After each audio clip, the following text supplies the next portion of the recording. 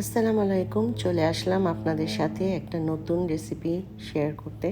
আর এই শাকটা আসলে এখানে আমেরিকাতে খুব কম পাওয়া যায়। চলুন দেখি কিভাবে রান্না করছি। এই শাকগুলোকে প্রথম ধুয়ে নিচ্ছি। এই শাকের নাম হচ্ছে বতুয়া শাক। অনেকে বেঁটে শাকও বলে। এই পাতাগুলো দেখুন একটু কাংড়ি কাংড়ি।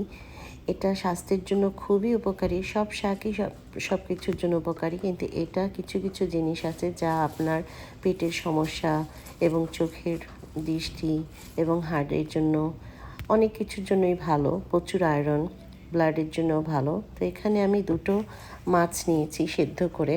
এখানকার যে মলেট যে ফিশটা, আপনারা যে কোনো দেশি মাছও নিতে পারেন। তো আমি যে কাটা কম সেই মাছটাই নিয়েছি আর সব উপকরণ রেডি করে রেখেছি। তো একটা ফ্রাই প্যানে আমি প্রথম অল্প একটু তেল দিয়ে নিলাম। তারপরে কিছু রসুন কুচি, পেঁয়াজ কুচি সব একসাথে একটু ভেজে নেব, কারণ শাকটার মধ্যে আমরা সবসময় রসুন ইউজ করি। আর এটাকে এভাবে রান্না করে অনেকে পাটায় বেটে ভর্তার মতো করেও খায়, আবার অনেকে এভাবেই রান্না করেই খায়। তো এখানে একটু ধনিয়া, জিরা, হলুদ, সামান্য একটু মশলা দিলাম আর কয়েকটা কাঁচামরিচ। এইটুকু দেওয়ার পরে একটু ভেজে নেব যেন ভালো মতো মাছটার ভিতরে একটা ফ্লেভার আসে। সামান্য একটু পানি দিয়ে নিলাম, মশলাটা ভালো মতো একটু কষিয়ে নিলে ভালো লাগে আর মশলার যে কাঁচা গন্ধটাও চলে যাবে। তারপরে সামান্য একটু লবণ দিয়ে দিচ্ছি।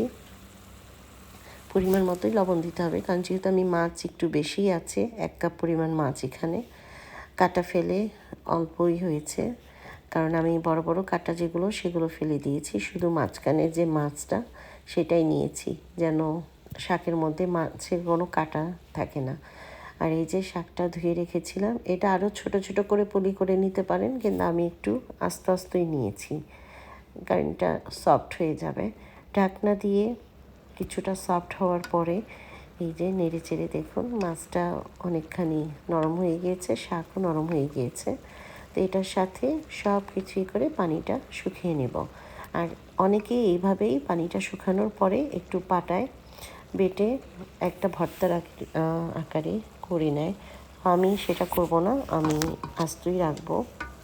এই যে দেখুন অনেকখানি ভাজা হয়ে গেছে, পানিটাও শুকিয়ে গেছে। তারপরে কিছু পেঁয়াজ আমি আস্ত পেঁয়াজ দিয়ে নিব, এটা ভালো লাগে খেতে। সামান্য নামানোর কিছুক্ষণ আগে আর একটু পেঁয়াজ দিলে একটু শাকের মধ্যে হালকা একটা তেচ্ছা যে ভাব সেটাও আর লাগবে না।